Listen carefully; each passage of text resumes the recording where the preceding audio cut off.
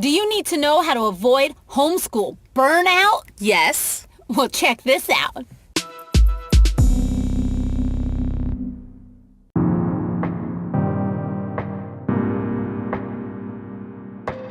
Hey, we're Chips and Salsa. I'm Ximena. I'm DeeDee. And we are two homeschool moms bringing you fun, practical, and encouraging tips. If you're new to our channel, please subscribe and hit that bell button so you don't miss any of our upcoming videos, and share this video. So homeschool burnout is almost inevitable if you're not intentional. Yes. Well, the thing is that even here at the beginning of the school year, days can become so monotonous that you feel burnt out before it even gets going good. Yes, and I think a lot of the times it's our own fault. And there's ways to avoid it. So after years of experience, I think we're getting better. I'm getting better. So. Yeah. We're setting more boundaries. We're getting smarter at doing things. And so I think we want to share those tips with you, and hopefully it'll help you. Yeah, so number one, you have to take care of yourself. You have to get sleep. You have to hang out with your husband and go on dates. Yes. You need to have friends to hang out with. You need to do beauty days. I mean, I know that I don't look the most beautiful right now. Yes, you do. But I'm just kidding. No, but things that are important to you. So like if it's important to you to have your nails nicely manicured, well then set a time for that in your planner. You know, it's important to. And I know sometimes it's like, oh, when am I going to get to it? I mean, it happens to me. Weeks go by and I'm like, well, I know. Can't do it. But I have it always in my head. Like I have to make time for that. For sure. I just recently realized that when I do my nails, I feel so good. I'm telling you. And when I look at them and they're done, like they're kind of done, my pinkies fell off. But you just came back from vacation. That it makes me feel good. Yeah. And it's just a little thing. And, you know, it really doesn't take that long. No. I think I built it up more in my head that it's going to take a long time. Well, you don't prioritize it. That's the thing, is a lot of times we don't prioritize things that are important to us because we're like, no, but I have to get this done. And that's what we mean by taking care of yourself. Right. And setting those boundaries. Here's another thing that I've been doing. Setting healthy boundaries for yourself. It's so tempting to keep working and working and working until you can't handle it anymore. And I've known to do that. I'm a recovering workaholic. I don't know what it is. Like the mom gene turns on. Yeah. And I used to tell my mom, stop. Relax. Why are you working till your back is hurting? Yeah. And you just keep going. And now I'm a mom and I'm like, my son will come, Mom, you need a break. I know. See, and they see it. And we need to be modeling healthy boundaries for them as well. So I have a schedule that I've made myself this year. I'm trying it out. It's been working great. But I'm like 8 o'clock, I'm checking out. I'm spending time with my kids as not a homeschool mom, as not a drill sergeant, but as just let's watch a movie, let's play a game. And then 9 o'clock, it's time for my husband and I, or time for me to recover. And I try to do my calming routines at night. And you said you're not tucking the kids in anymore? No.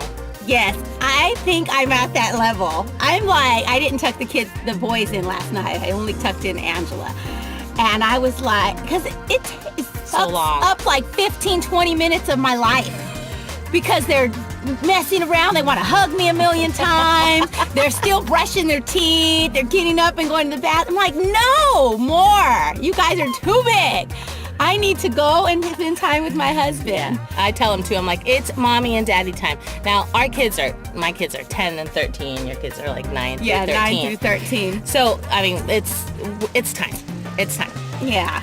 Also doing life-giving activities. We talked about manicure stuff, but whatever gives you life. Spending time in nature, painting, I don't know. Absolutely. Your artistic expression is so important. And I know for me, there have been days, I'll send the kids out to go have some recess time, go play, but I'll still be on my computer or cleaning or something. And I'll realize I haven't even gone outside. Me too. All day. And you are a stay-at-home mom. You should be going outside.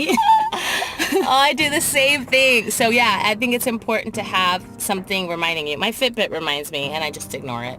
Oh. Well, I don't have a Fitbit, so set an alarm. But speaking of alarms, I have an alarm to take my vitamins. I have an alarm to like clean up. I just have so many alarms to kind of keep me in check. Right. And it has helped me so much. So I don't feel burnt out. That's awesome. Of course, it's only September, but also getting together with friends, going to a Bible study where you have some community, where it's not all about homeschooling, it's not all about your kids, it's not all about cleaning all the time, especially if your kids are small. Because I know when you have toddlers and babies, it can feel like that's just your whole world.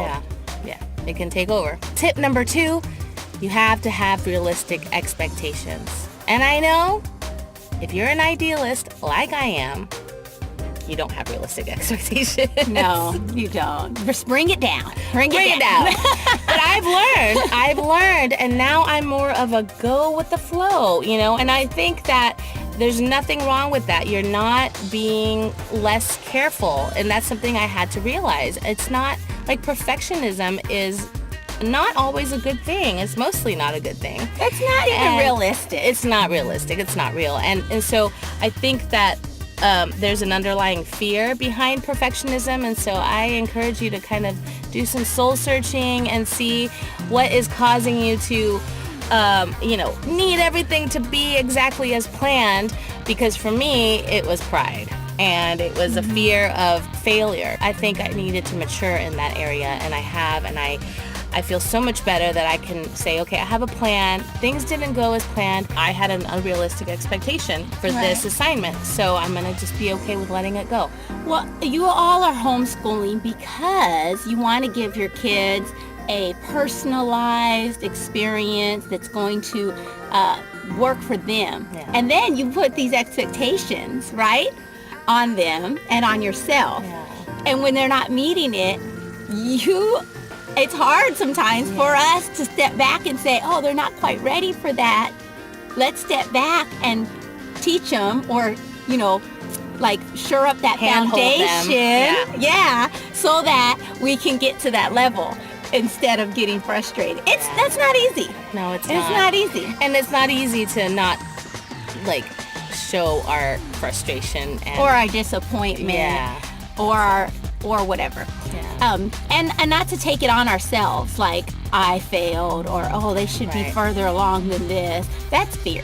It is, and it's not real. It's not real. And hand holding is okay. It's what you're supposed to be doing. That's what we're supposed to be doing. I know. Yeah. Another thing about expectations is to avoid comparison. Yes. Because again, your child is unique. You are unique, and we're not creating clones here. This is not the public school system. You are discipling and helping your very unique child with their very unique needs. It's a challenge to not compare brother and sister or siblings, right? Yeah. And you have to work hard at that too, to encourage each individual child. The next thing is find community. We say it all the time because we've been so blessed to have one another, but it's so easy to get isolated when you're homeschooling and feel like you don't really have anyone to talk to, and your husband is not that engaged or involved in what you're doing. So get out there and make some friends. Go to a park day. Go to co-op. Find other ladies. Ask around in your churches. Yeah. Find the other homeschoolers. Everyone who homeschools likes to talk about it. Yeah. And just get a conversation going. Just that alone can make you feel so much better. Absolutely. And I think there's another lie that's tacked on to isolation. And that is, I'm not going to be accepted, or I can do this myself. I have my own thing, or I don't want to bug them because they're too busy. Or that everybody doesn't have your same frustrations, right? And that you're all alone and you're gonna look like a failure. Yeah. And they probably are whipping it out and they're doing great. I can't tell you how many times people have said, you don't know how much it encourages me that you're telling me you're struggling with this. even after 4 or 5 years of homeschooling, because I thought you were going to just say that, no, your kids are so well behaved. And I'm like, that is not real life, So if you are not reaching out to talk to these moms that are human beings, then you are missing out on a lot of encouragement. Even if you're looking at Instagram or Facebook and YouTube videos, you're seeing the best sides of people. Yes. So you're not seeing the dirt. No. Nobody wants to see dirt on Instagram. No, we want it to look awesome. Right. So our last tip is very simple. Just lighten up and enjoy the journey.